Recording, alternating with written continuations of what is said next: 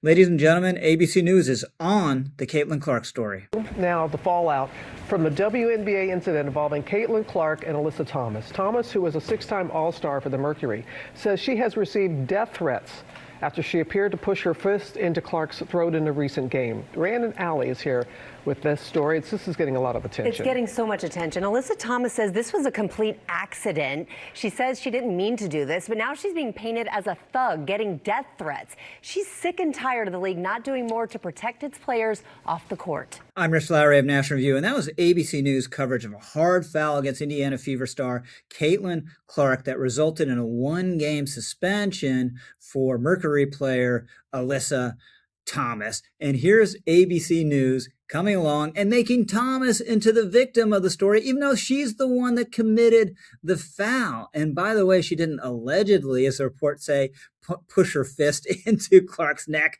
She obviously did. We saw it. Now, of course, there shouldn't be death threats against Thomas or against anyone else, and the league should make sure its players have adequate security. But to flip this around the way ABC did and to make it into a morality tale of racism is so typical of how the media operates. Here, by the way, is ESPN. When narratives are created based off of a freeze frame, that can create a huge problem. And I do think that the league, yes, the league was reacting to the optics of that image. There you have it. Nothing to see here. It's just the fault of the freeze frame. Well, actually, it looks just as bad in real time because there's no good look for jamming your fist into someone's throat while you're playing a basketball game. So it's obvious what's been going on here since Caitlin Clark joined the league 2 years ago. She has been subject to this campaign of harassment that the league hasn't done enough to shut down. It's obvious for everyone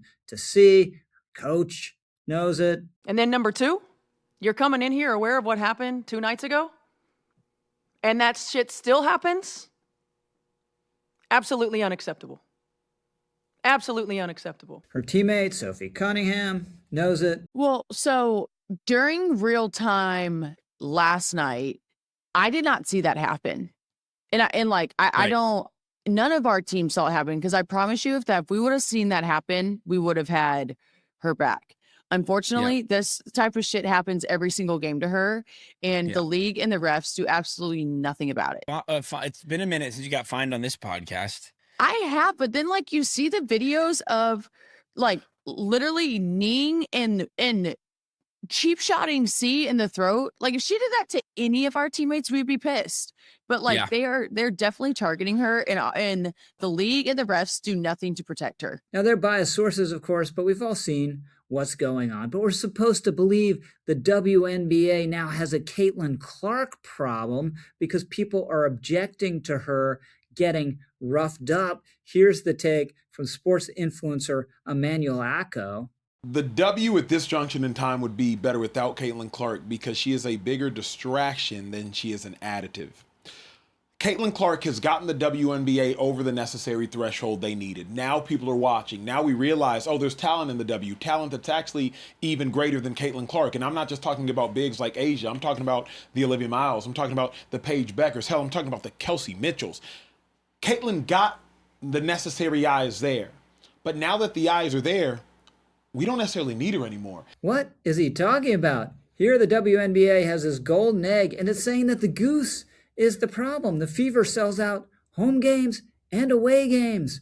Often the away teams move into NBA-sized arenas to accommodate the crowd when Caitlin Clark is in town. When Clark's playing, the attendance averages about 16,000 people. When she's not playing, it averages about 7,000. By some estimates, she accounts for a third of the WNBA's attendance. Same thing with TV ratings. When the Indiana Fever plays and is broadcast nationally, 2 million people or more watch. When Clark's not on the court, the ratings fall off a cliff. Her jersey is the most popular in terms of sales. By some estimate, she accounts for about 26% of all of the economic value of this league. And you know what? She's really good. Just one indication, she already owns the league record for career games with at least 20 points and 10 assists. She tied the all-time record, which was 10 games, after playing just 42 career games, when the prior record holder had to play 436 games. She broke the record this past May with 32 points and 10 assists in a game against the Atlanta Dream. 2 days later, she got her 12th game. Now she has 14 career games with at least 20 points and 10 assists. By the way, she also owns the WNBA record for most career games with 25-plus points and 10-plus assists, and the only player in WNBA history with 3 games where she's had at least 30 points and 10 assists. All this is great for Clark, but it's tremendous for the WNBA that's been put on a different level by her mere presence in the league. You think everyone would be extremely grateful.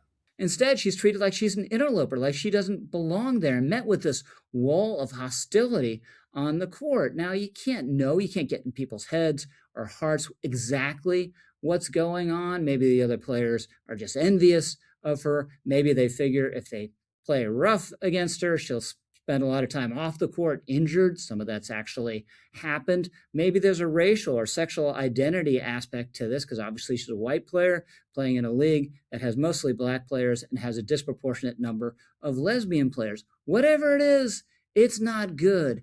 And media outlets like ABC News shouldn't distort and flip the story around to make Caitlin Clark the problem and to make the people who are committing flagrant fouls against her the victims. Hey, by the way, do yourself a favor, comment, like, subscribe. I promise you won't regret it. I'm Rich Lowry, over and out.